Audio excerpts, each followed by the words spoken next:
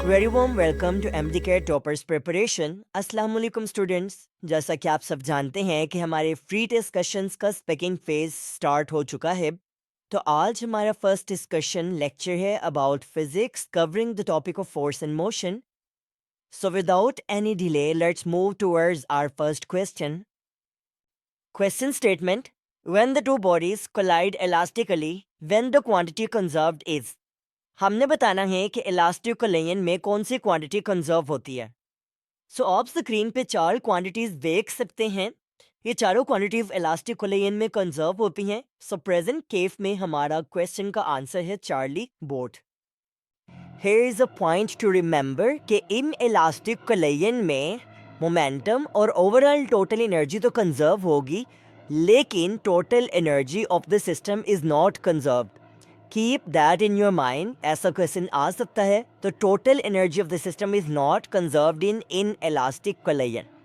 Question number 2: two balls projected at 30 degree and 60 degree with same initial velocities.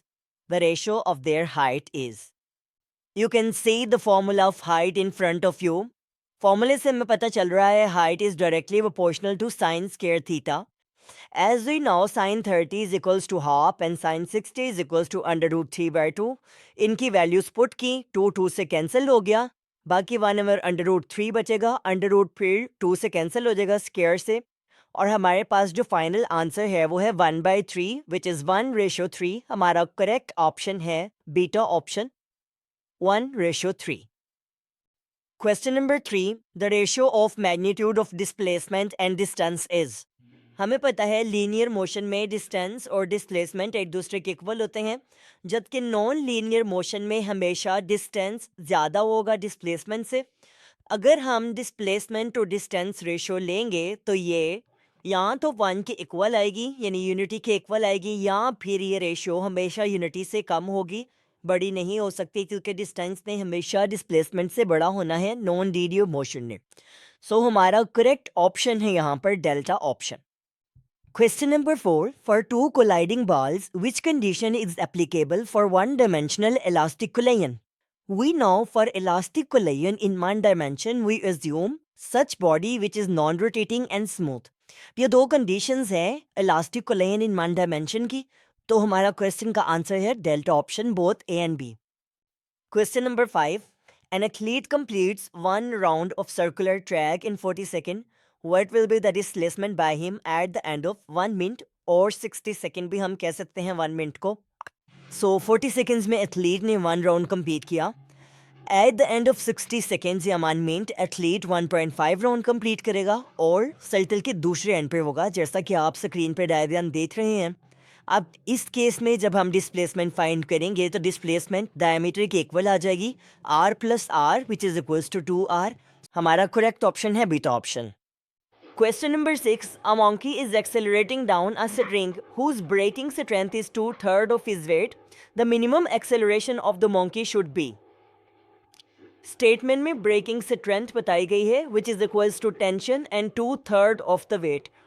अब आप figure देख रहे हैं, इस बॉक्स को एज मोंकी एज्यूम कर लें, विच इज़ एक्सेलरेटिंग डाउनवर्ड। इसकी एक्सेलरेशन डाउनवर्ड है, इसका वेट भी डाउनवर्ड है, लेकिन टेंशन जो है वो अपवर्ड है ड्यू टू स्ट्रिंग। फिगर से आप लोग देख सकते हैं कि टेंशन और वेट एक दूसरे के ऑपोजिट हैं। तो इस केस में अगर हम नेट फोर्स का फॉर्मूला लिखते हैं तो वो बन जाएगा F net is equals to weight minus tension. अब इस फॉर्मूले में वैल्यूज पुट करके सॉल्व करेंगे तो आपके पास एलसीएम लेने के बाद आंसर आ जाएगा 1/3g या g/3। डिटेल्ड डेरिवेशन देखने के लिए वीडियो को 2 मिनट स्टॉप करके चेक कर सकते हैं। Hence, correct option is alpha option.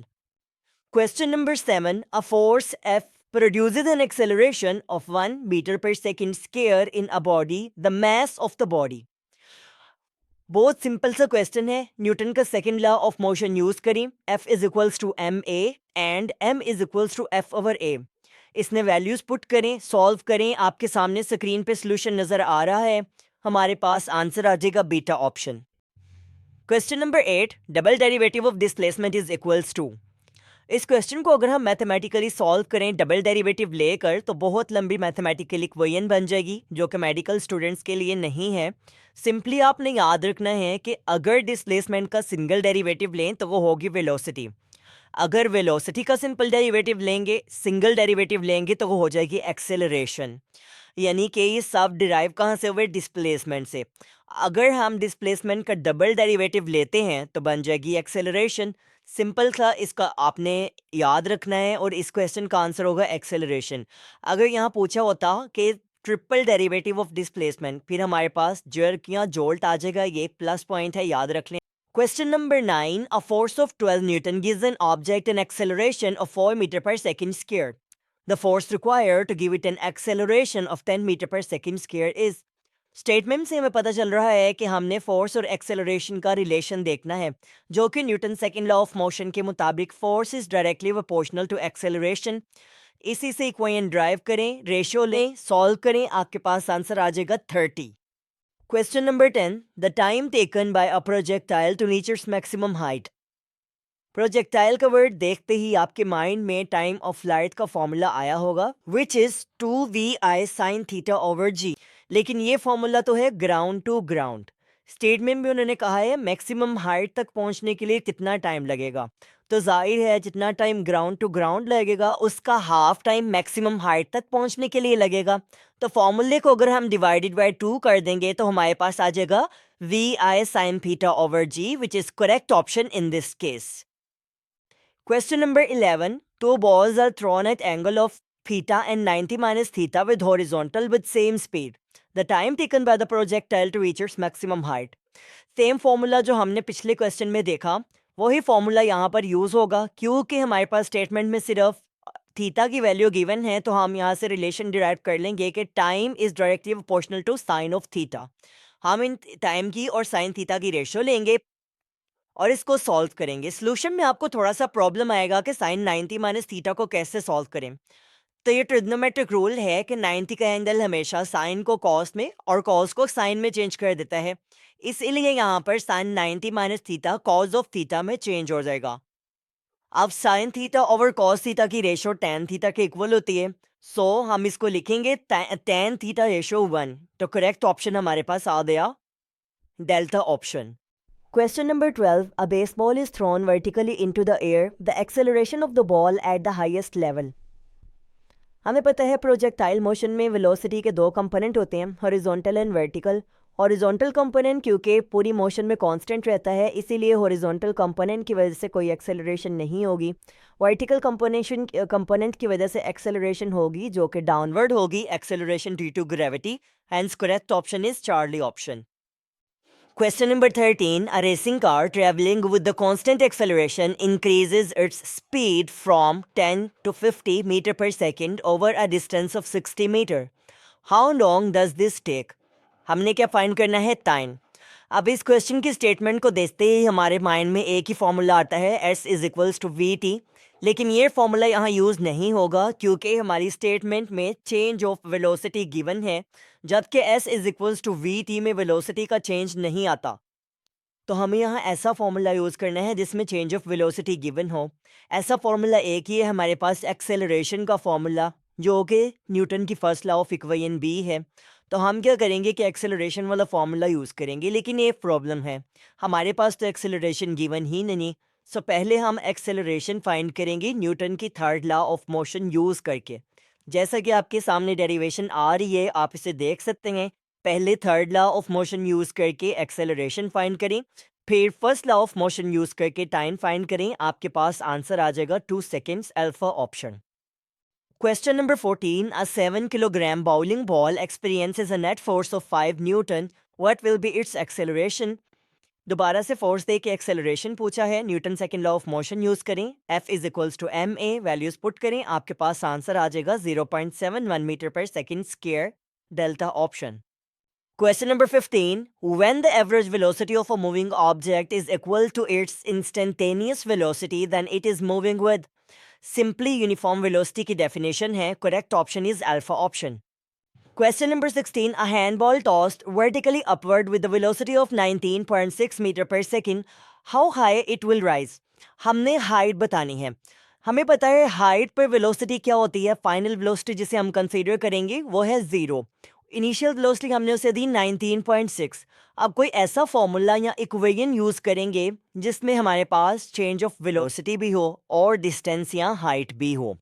ऐसी इक्वेशन है हमारे पास third equation of motion. Third equation को यूज़ करें, उसमें वैल्यूज़ पुट करें, आपके पास आंसर आ जाएगा 19.6 which is approximately equals to 20 metre. So correct option is beta option.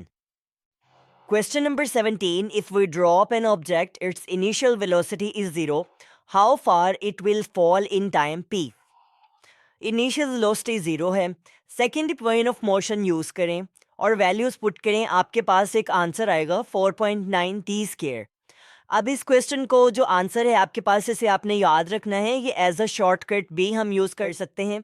जब भी आपके पास स्टेटमेंट में इनिशियल वेलोसिटी 0 हो और टाइम देकर आपसे हाइट या डिस्टेंस पूछा हो, तो आप s is equals to 5t square वाला फार्मूला यूज़ करके टाइम या डिस्टेंस की वैल्यू फाइंड कर सकते हैं। यहाँ पर इस केस में करेक्ट ऑप्शन है beta option 4.9 t square. Question number 18. If two forces inclined at 120 with each other are acting on a body of mass m, then acceleration produced in the body will be. दो forces हैं और inclined है 120 के angle पे।